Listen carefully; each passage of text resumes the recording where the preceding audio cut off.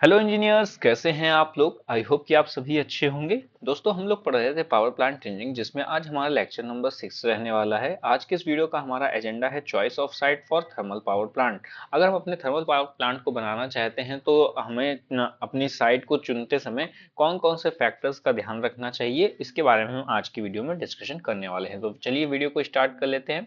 सबसे पहले तो आपको ये ध्यान देना होगा कि आप कि फ्यूल की जो सप्लाई है वो रेगुलर बेसिस पे हो सके। अगर आप थर्मल पावर प्लांट बनाते हैं तो वो आपका coal based thermal power plant होता है, जिसमें आपके कोल की रिक्वायरमेंट पड़ती है। ठीक है, वाटर को स्टीम में कन्वर्ट करने के लिए कोल वगैरह की रिक्वायरमेंट पड़ती रहती है। तो ऐसे में अगर फ्यूल को आने में फ्यूल के ट्रांसपोर्टेशन में काफ़ी ज़्यादा दिक्कतें आती हैं, या फिर आपका जो प्लांट की साइट होती है वो फ्यूल के माइनिंग से काफी ज्यादा दूर होती है, या फिर रोड वगैरह वहां पे अवेलेबल नहीं होती, तो ऐसे में क्या होगा कि फ्यूल जो है वो आपके प्लांट पे डिले से आ पाएगा, और क्या होगा, आपका प्लांट डिस्टर्ब होगा, आपके प्लांट की जो प्रोसेस होगी वो डिस्टर्ब होगी। तो आप सबसे पहले तो यही मेक श्योर करोगे कि जो जहां पे भी आप प्लांट बनाना चाहते हो वहां पे इजिली आप फ्यूल को अवेलेबल करा सकते हो।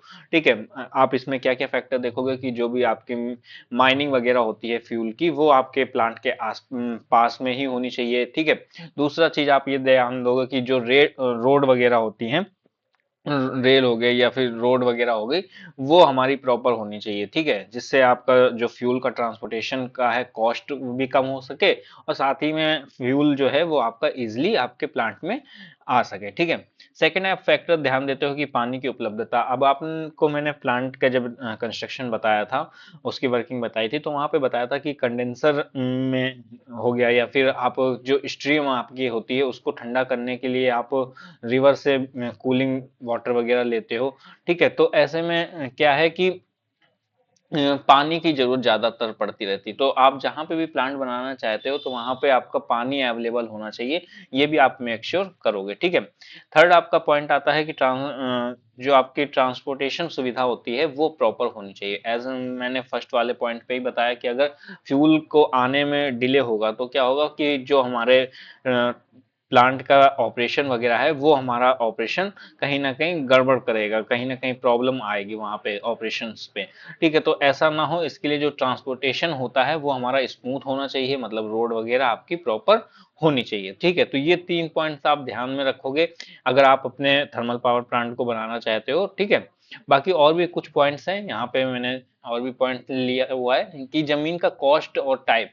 अगर आप थर्मल पावर प्लांट को बनाना चाहते हो तो जाहिर सी बात है कि इसका जो इनिशियल कॉस्ट होता है, मतलब प्रारंभिक जो लागत होती है वो पहले ही ज्यादा होती है। और अगर आपकी जो जमीन है, मतलब कि जो लैंड है रहने वाला है, वो बहुत ज्यादा कॉस्टली होगा, तो फिर आपका क्या होगा, थर्मल पावर प्लांट भी बनाने में बहुत ज्यादा खर्चा आएगा। ठीक है, तो आप ऐसा लैंड सेलेक्ट करो जहाँ के जो कॉस्ट है, जो लैंड की कॉस्ट है वो कम से कम हो, और लैंड भी हमारा ऐसा होना चाहिए कि वो भारी स्ट्रक्चर, मतलब बड़े स्ट्रक्चर्स को भी अ, झेल पाए। ठीक है, उसको भी वहां पे कंस्ट्रक्शन के दौरान पे वहां की जो भूमि होती है, मतलब कि जो लैंड होती है वो दबदबी नहीं होनी चाहिए, इस तरीके की हमारी लैंड होनी चाहिए। ठीक है, लैंड की कॉस्ट कम होनी चाहिए, और बाकी फ्यूचर एक्सपेंशन वगैरह के लिए भी हम ध्यान देते हैं। ठीक है, कि अगर हम फ्यूचर में अपने प्लांट को बढ़ाना चाहते हैं तो इतनी हमारे पास लैंड होनी चाहिए कि हम अपने प्लांट को आगे बढ़ा सके। तो इन पॉइंट्स को भी हम ध्यान में देते हैं अगर हम प्लांट बनाना चाहते हैं।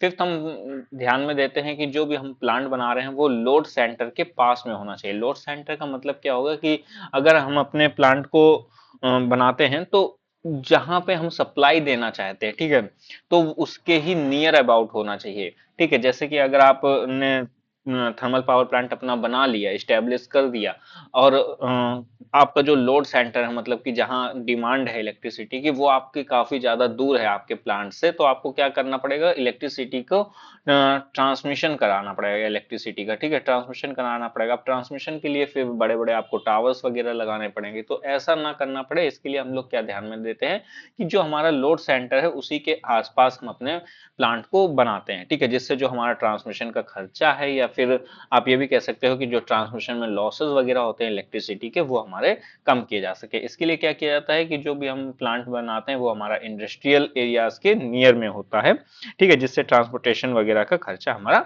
बच सके। ठीक है, सिक्स्थ और लास्ट पॉइंट हमें ध्यान में देते हैं कि जो भी हम प्लांट बनाते हैं वो पॉपुलेटेड एरिया से दूर होना चाहिए। पॉपुलेटेड एरिया मतलब कि जो भी बस्ती वगैरह होती है वहां से दूर होना चाहिए। ऐसा क्यों? क्योंकि आपने देखा कि जो प्लांट हम बनाते हैं उससे कई सारे वेस्टेजेस वगैरह निकल रहे हैं, चिमनी वगैरह होती है, तो चिमनी वगैरह से क्या होती है आपकी जो फ्लू गैसेस, जो खराब एयर वगैरह होती है वो निकल रही होती है। ठीक है। तो ऐसे में अगर वो प्लांट हमारा पॉपुलेटेड एरिया के पास होगा तो वहां के रहने वाले लोगों के हेल्थ में इशू वगैरह आना चालू हो जाएंगे। तो ऐसा ना हो इसके लिए हम लोग क्या ध्यान में रखते हैं कि जो भी हमारा प्लांट हो वो हमारे पॉपुलेटेड एरिया से दूर होना चाहिए। प्लांट जो है वो क्राउड से एरिया से दूर होना चाहिए, यहाँ पे लिखा भी हुआ है। ठीक ठीक है। बाकी क्या होता है कि स्मोक वगैरह आता रहता है ना, तो और नॉइस वगैरह भी आप प्लांट में क्या है ना कि काफी सारे ऑपरेशंस वगैरह परफॉर्म होंगे, तो जो नॉइस होती है प्लांट की उस सबसे क्या होता है कि इरिटेशन होने लगता है। तो ऐसा ना हो इसके लिए हम लोग प्लांट को पॉपुलेटेड एरिया से दूर बनाते हैं। तो ये मैंने 6 पॉइंट्स आपके साथ में शेयर करे कि अगर आप अपने प्लांट को बनाना चाहते हो, स्टैब्लिश करना चाहते हो, तो आपको ये 6 मेन बेसिक पॉइंट्स वगैरह ध्यान में रखने होंगे। बाकी बहुत सारे फैक्टर्स होते हैं, बहुत सारे पैरामीटर्स होते हैं जिनको ध्यान में दिया जाता है। बाकी अगर आपके क्वेश्चन में, बीटीयूपी के क्वेश्चन में आपसे ये पूछा जाता है कि अगर आप अपने प्लांट को बनाना चाहते हो तो क्या कौन कौन से आपको पैरामीटर ध्यान में रखने पड़ेंगे, या फिर आपके सामने क्वेश्चन आता है choice of site for steam power plant या फिर choice of site for thermal power plant, तो आप इन सभी पॉइंट्स को मेंशन कर सकते हो। ठीक है। आई होप कि आपको ये वीडियो में जो भी मैंने आपको चीजें समझाई आपको समझ में आ गई होंगी। नोट्स वगैरह आपको मेरी वेबसाइट पे मिल जाएंगे, हिंदी इंग्लिश दोनों ही लैंग्वेज में अवेलेबल है, वहां से आप इजिली अपनी नोट्स को प्रिपेयर कर सकते हो। बाकी जो एक्सप्लेनेशन होता है वो मैं आपको अपने वीडियो में समझा देता हूँ। ठीक है। फिर भी कोई डाउट वगैरह रहता है तो आप मेरे से पूछ सकते हो। बाकी यहाँ तक कि आपने वीडियो को देखा है तो उसके लिए थैंक यू सो मच। बाकी मुझसे अगर आप कनेक्ट होना चाहते हो तो इसके लिए आप चैनल को सब्सक्राइब कर लेना, वीडियो को भी लाइक कर देना, मुझे मोटिवेशन मिलता है ताकि नई नई वीडियोस मैं आपके लिए बनाता रहूं। और मुझसे आप इन सभी सोशल मीडिया अकाउंट्स वगैरह में भी कनेक्ट हो सकते हो। बाकी पर्सनली अगर या फिर बिजनेस के लिए आप मुझसे कनेक्ट होना चाहते हो तो मेरी इस ईमेल पे भी आप कनेक्ट हो सकते हो। तो चलिएगा दोस्तों, मिलते हैं नेक्स्ट वीडियो में नेक्स्ट टॉपिक के साथ में। तब तक के लिए टेक केयर, बाय बाय।